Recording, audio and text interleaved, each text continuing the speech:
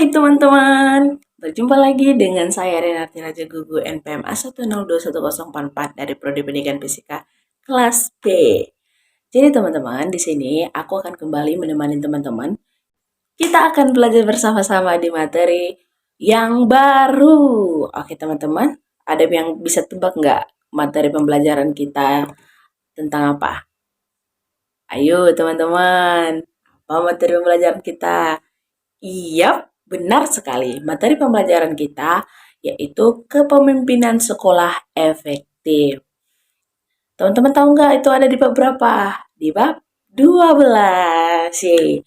Jadi teman-teman, di bab 12 ini kita akan belajar kepemimpinan sekolah efektif. Nah, kemarin kan di bab yang sebelumnya kita sudah belajar bagaimana sih eh, keefektifan sekolah itu dan bagaimana karakteristiknya, bagaimana model-model sekolah efektif. Nah, sekarang kita akan belajar bagaimana kepemimpinan sekolah efektif. Sebelum itu, ya, tidak lupa saya mau tanya nih kabar-kabar teman-teman semua. Bagaimana kabarnya teman-teman? Semoga selalu dalam keadaan sehat ya. Sehingga kita bisa selalu berjumpa di video-video yang akan datang nantinya. Kita akan belajar bersama-sama dan sama-sama menambah wawasan kita. Oke teman-teman, kita mulai belajar ya. Oke teman-teman semua, kita mulai dari konsep kepemimpinan. Teman-teman tahu nggak apa itu kepemimpinan? Kepemimpinan itu bisa juga disebut dengan leadership ya teman-teman. Jadi kepemimpinan itu adalah hal yang sangat penting di dalam sebuah lembaga pendidikan.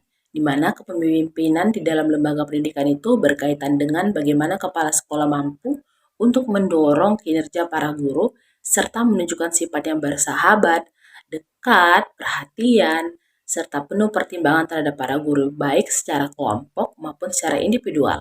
Kepemimpinan itu juga dikatakan sebagai salah satu fungsi manajemen yang sangat penting untuk mencapai tujuan dari sebuah organisasi ataupun secara efektif dan efisien.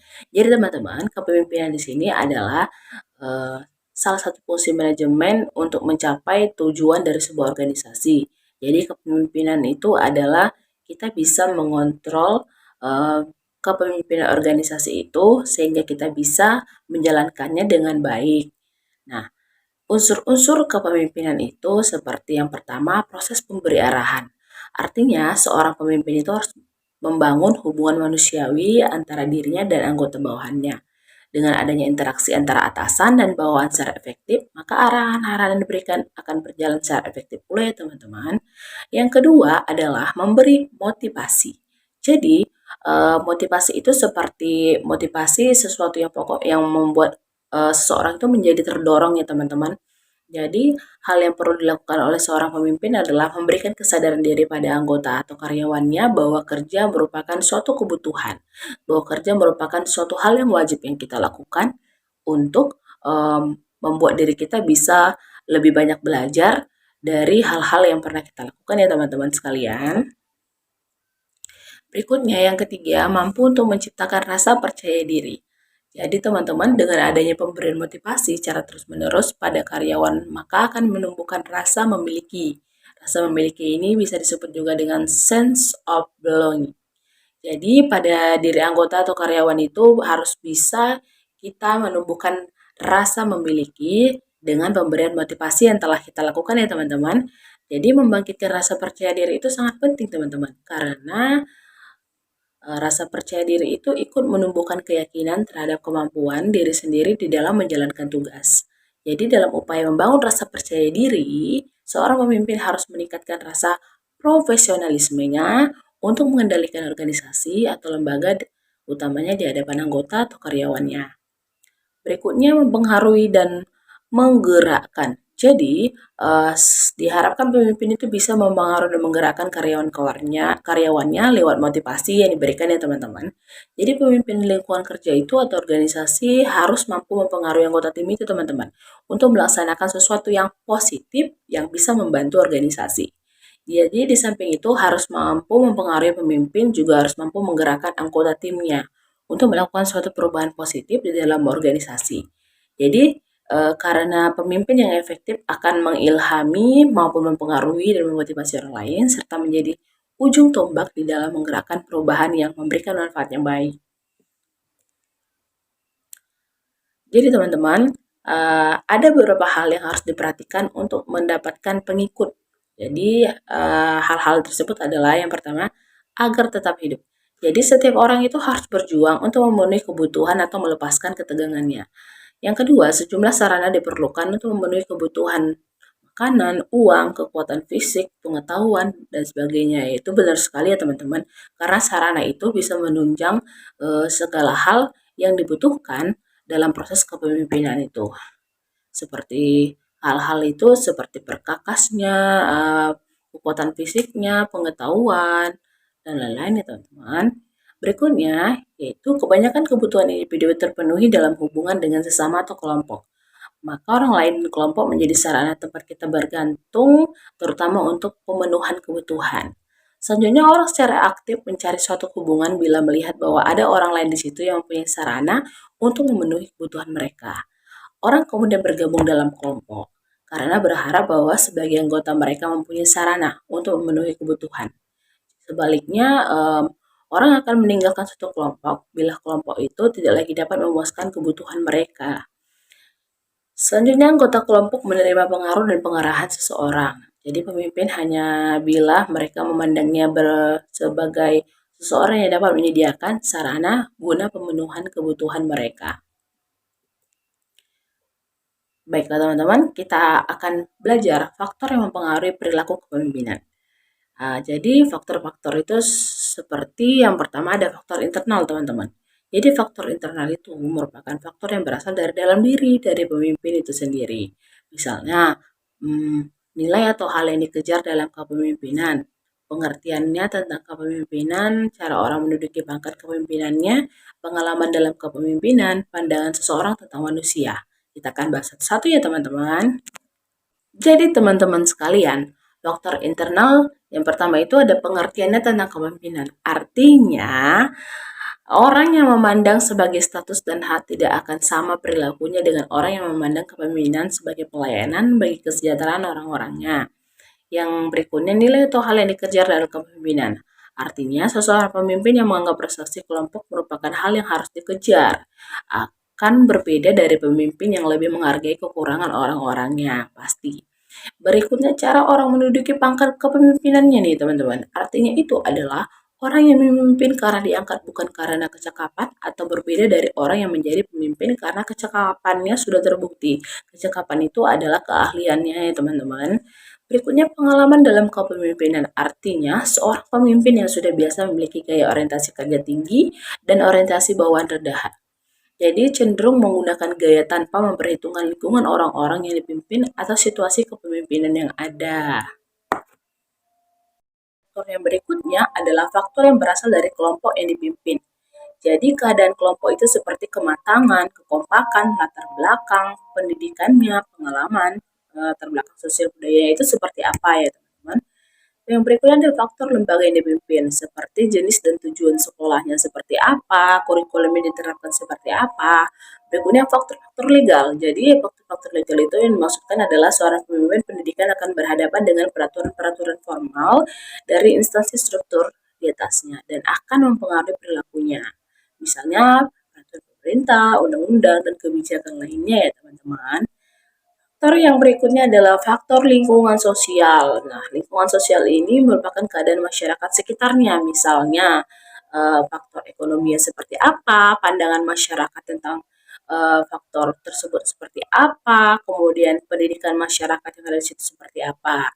Berikutnya ada faktor perubahan dan pembaruan. Nah, dalam teori dan bidang pembaruan atau bidang pendidikan seperti perubahan kurikulum maupun kemajuan ilmu pengetahuan, teknologi, dan komunikasinya ya teman-teman.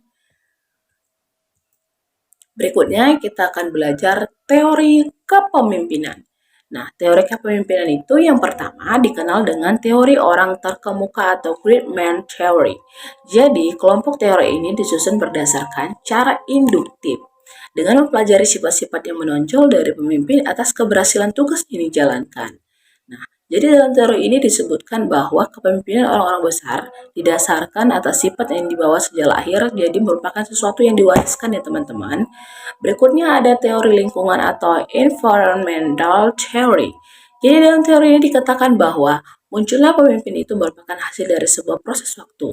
Jadi, tempat dan instansi atau kondisi teori ini disebut dengan teori-teori sosial yang berkesimpulan bahwa leaders are made not born.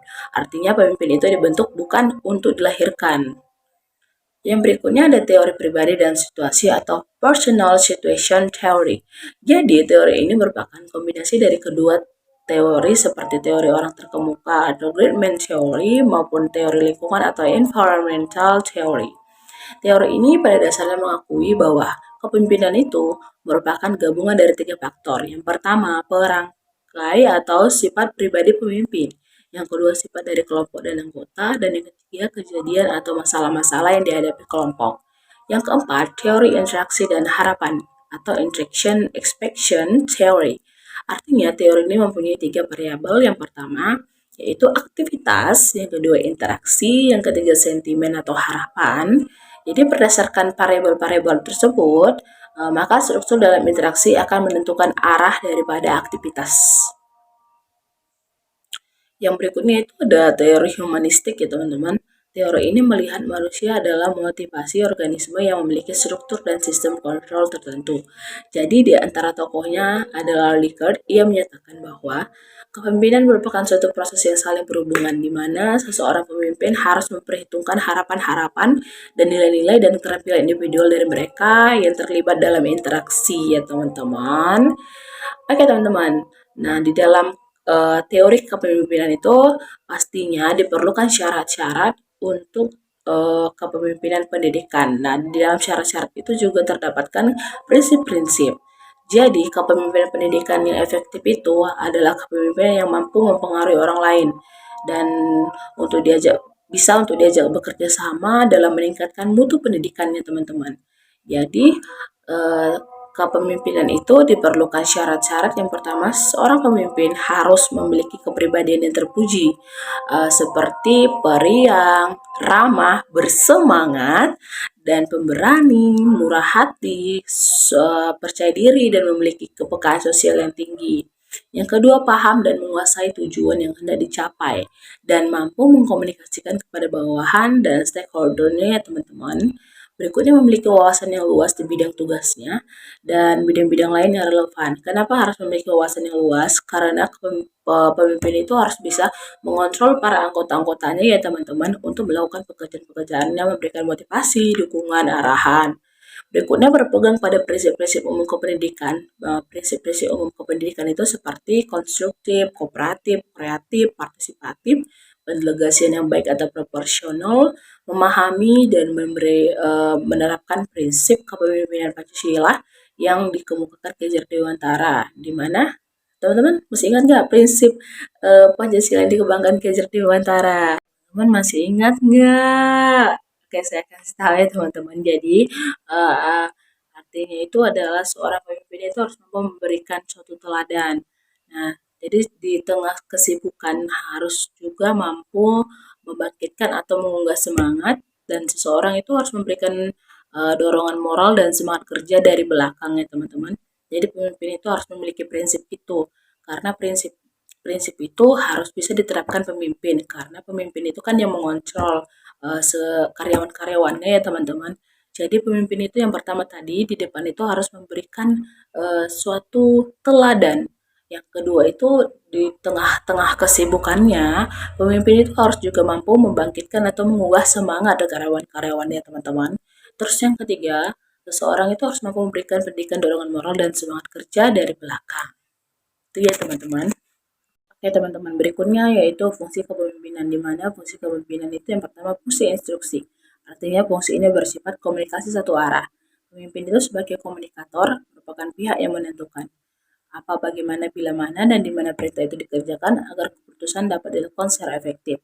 Yang kedua ada fungsi konsultasi, di mana fungsi ini bersifat komunikasi dua arah. Artinya, konsultasi itu dimaksudkan untuk memperoleh masukan berupa umpan balik atau feedback untuk memperbaiki dan menyempurnakan keputusan-keputusan ditetapkan dan dilaksanakan. Ketiga, ada fungsi partisipasi. Dalam fungsi ini, pemimpin harus mengaktifkan orang-orang yang dipimpinnya. Jadi partisipasi tidak berarti bebas melakukan semuanya, tetapi dilakukan secara terkendali dan terarah berupa kerjasama dengan tidak mencampuri atau mengambil tugas pokok yang telah diberikan kepada orang lain. Berikutnya fungsi delegasi. Nah, fungsi delegasi ini merupakan fungsi yang dilaksanakan yang memberikan pelimpahan wewenang membuat atau menetapkan keputusan baik melalui persetujuan maupun tidak dari atasan. Berikutnya fungsi pengendalian. Nah, fungsi ini bermaksud bahwa kepemimpinan efektif itu mampu mengatur aktivitas anggotanya secara terarah. Nah, dan mampu mengkoordinasikan yang efektif sehingga memungkinkan tercapainya tujuan bersama secara maksimal. Fungsi ini dapat diwujudkan melalui kegiatan bimbingan, pengarahan, koordinasi, dan pengarahan, teman-teman. Jadi, kepemimpinan kepala sekolah yang efektif itu dalam memimpin sebuah organisasi diperlukan beberapa elemen yang dapat mengantarkan sebuah kepemimpinan yang efektif. Yang pertama itu ada inisiatif. Jadi teman-teman, inisiatif itu adalah pemimpin itu harus tanggap dengan keadaan dan kondisi organisasi yang dipimpinnya, serta memiliki daya inisiatif yang tinggi sehingga ia mengetahui kapan ia harus memutuskan untuk melakukan suatu kebijakan atau kapan ia harus meninggalkannya berkenaan dengan kesinambungan organisasi ke depannya. Yang kedua itu ada inquiry. Artinya dalam memimpin maka seorang pemimpin harus memiliki informasi yang komprehensif tentang hal yang menjadi tanggung jawabnya sehingga ia memiliki pengetahuan eh, tentang berbagai tanggung jawabnya sehingga ia memiliki pengetahuan tentang berbagai masalah yang terjadi dalam organisasi dan prosedurnya ya teman-teman. Nah, yang berikutnya itu ada advocacy. Jadi advocate itu adalah dukungan sangat dibutuhkan dalam kepemimpinan pasti ya teman-teman. Karena banyak kasus menunjukkan bahwa seorang pemimpin kadang merasa kurang percaya diri dengan perbuatan dan kebijakan yang ia putuskan karena dirinya tidak memiliki dukungan yang maksimal. Jadi di era demokrasi saat ini dukungan itu memiliki peran yang sangat menentukan terhadap jalannya sebuah kepemimpinan. Berikutnya ada conflict solving. Artinya pemimpin selain memiliki inisiatif dan kreatif juga dituntut harus memiliki kemampuan untuk memecahkan masalah dalam organisasi. Berikutnya itu ada decision making. Artinya seorang pemimpin dalam menjalankan roda kepemimpinannya dituntut harus memiliki kemampuan dalam memutuskan sesuatu yang terbaik bagi jalannya.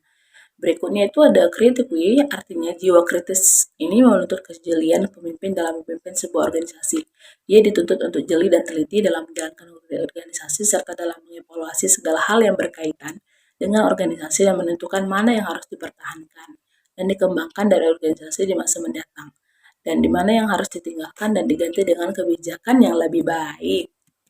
Jadi teman-teman, inisiatif itu adalah pemimpin itu harus tanggap dengan keadaan dan kondisi organisasi yang dipimpinnya, serta memiliki daya inisiatif yang tinggi sehingga ia mengetahui kapan ia harus memutuskan untuk melakukan suatu kebijakan atau kapan ia harus meninggalkannya berkenaan dengan kesinambungan organisasi ke depannya. Yang kedua itu ada inquiry. Artinya dalam memimpin maka seorang pemimpin harus memiliki informasi yang komprehensif tentang hal yang menjadi tanggung jawabnya sehingga ia memiliki pengetahuan eh, tentang berbagai tanggung jawabnya sehingga ia memiliki pengetahuan tentang berbagai masalah yang terjadi dalam organisasi dan prosedurnya ya teman-teman. Nah, yang berikutnya itu ada advocacy. Jadi advocate itu adalah dukungan sangat dibutuhkan dalam kepemimpinan pasti ya teman-teman. Karena banyak kasus menunjukkan bahwa seorang pemimpin kadang merasa kurang percaya diri dengan perbuatan dan kebijakan yang ia putuskan karena dirinya tidak memiliki dukungan yang maksimal. Jadi di era demokrasi saat ini dukungan itu memiliki peran yang sangat menentukan terhadap jalannya sebuah kepemimpinan. Berikutnya ada conflict solving. Artinya pemimpin selain memiliki inisiatif dan kreatif juga dituntut harus memiliki kemampuan untuk memecahkan masalah dalam organisasi. Berikutnya itu ada decision making. Artinya seorang pemimpin dalam menjalankan roda kepemimpinannya dituntut harus memiliki kemampuan dalam memutuskan sesuatu yang terbaik bagi jalannya. Berikutnya itu ada creative way, artinya jiwa kritis ini menuntut kejelian pemimpin dalam memimpin sebuah organisasi. Ia dituntut untuk jeli dan teliti dalam menjalankan organisasi serta dalam mengevaluasi segala hal yang berkaitan dengan organisasi dan menentukan mana yang harus dipertahankan dan dikembangkan dari organisasi di masa mendatang dan di mana yang harus ditinggalkan dan diganti dengan kebijakan yang lebih baik. Oke teman-teman, berikutnya kita akan bahas kunci sukses kepemimpinan. Jadi, ada langkah-langkah strategis pemimpinan dalam mendorong karyawan. Yang pertama, perlihatkan yang positif ya teman-teman. Selalu perlihatkan yang positif. Jangan menyatakan bodoh pada bawahan atau mengatakan kritik pedas. Karena kan kita harus bisa memotivasi karyawan itu teman-teman. Terus yang kedua, menyediakan waktu khusus untuk bawahan, seperti mengajak bawahan makan bersama. Jadi di dalam ketika kita makan bersama itu bisa saling mendekatkan diri teman-teman, kayak saling bertukar pikiran, saling mengerti sifat satu sama lain, begitu ya teman-teman.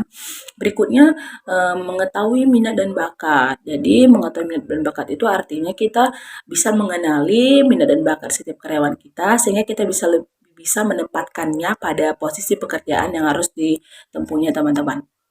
Berikutnya selalu sopan dan bertindak. Ya, itu pasti ya teman-teman. Karena kan kita harus memberikan motivasi kepada karyawan kita dan harus memberikan teladan. Jadi kita harus bisa memberikan sifat-sifat yang bisa memotivasi mereka. Berikutnya selalu perkuat percaya diri pada orang lain. Pasti ya teman-teman, karena dalam memberikan satu contoh teladan, kita juga harus memberikan rasa percaya diri baik untuk diri kita maupun orang lain.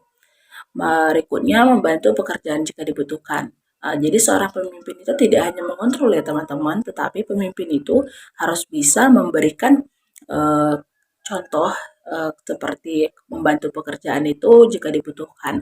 Itulah tadi dibutuhkan suatu kemampuan yang cakap dari seorang pemimpin, sehingga ketika para karyawannya memiliki kesulitan, pemimpin itu bisa memberikan contoh sehingga pekerjaan itu bisa dilakukan dengan baik. Berikutnya ada memberikan bantuan-bantuan pribadi. Nah, itu ya teman-teman, seperti memberikan pekerjaan, memberikan pekerjaan yang dia butuhkan itu seperti membantu karyawan itu. Jadi memberikan bantuan-bantuan itu harus tetap dilakukan seorang pemimpin ya teman-teman. Jadi bagaimana sih gaya kepemimpinan itu? Jadi ada 4 gaya kepemimpinan seperti tipe otoriter, demokratis, kendali bebas atau laissez faire, dan tipe pseudo demokratis. Kita akan bahas satu persatu. Jadi teman-teman, tipe otoriter itu merupakan pemimpin yang membuat keputusan sendiri karena kekuasaannya terpusatkan dalam diri satu orang. Ia memikul tanggung jawab dan wewenang penuh.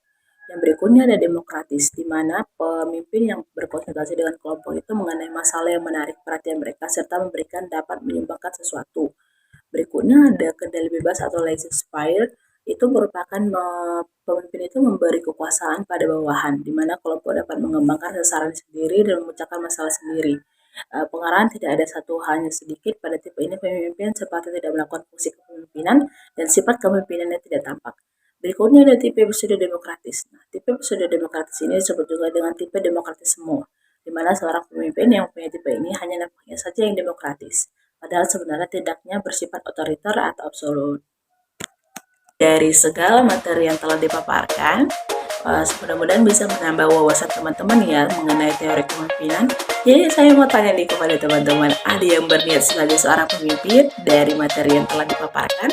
Karena kan pemimpin itu harus bisa mengontrol karyawannya, juga harus mempunyai kecakapan yang mantap sehingga bisa memberikan teladan bagi karyawan-karyawannya. Jadi pemimpin itu harus juga memberikan motivasi kepada karyawannya dengan memberikan satu teladan dengan sifat yang baik yang bisa dicontoh oleh karyawan-karyawannya. Ada yang berniat sebagai seorang pemimpin?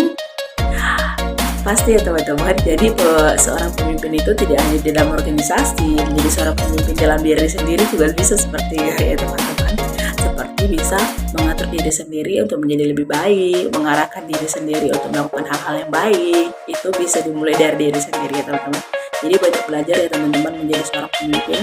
Jadi teman-teman bisa mengarahkan diri teman-teman menjadi lebih baik itu juga sebagai seorang pemimpin ya teman-teman. Jadi ketika teman-teman ingin menjadi seorang pemimpin, teman-teman harus belajar dari hal-hal yang kecil dulu ya teman-teman. Oke teman-teman, saya berharap dari segala materi yang dipaparkan bisa teman-teman semua amalkan dalam kehidupan sehari-hari. Saya juga mengucapkan banyak terima kasih kepada teman-teman karena telah menonton video saya dari awal pertengahan hingga akhir, dan kita bisa bersama-sama ya teman-teman tahu tentang teori kepemimpinan. Oke teman-teman, saya Rianti Raja Tubul, pamit undur diri. Sampai jumpa di bab yang berikutnya, di bab yang baru pastinya, dengan materi yang baru dan bisa menambah wawasan yang baru juga bagi teman-teman. Sekian dan terima kasih. Sampai jumpa di bab yang berikutnya dengan materi yang baru teman-teman. Bye!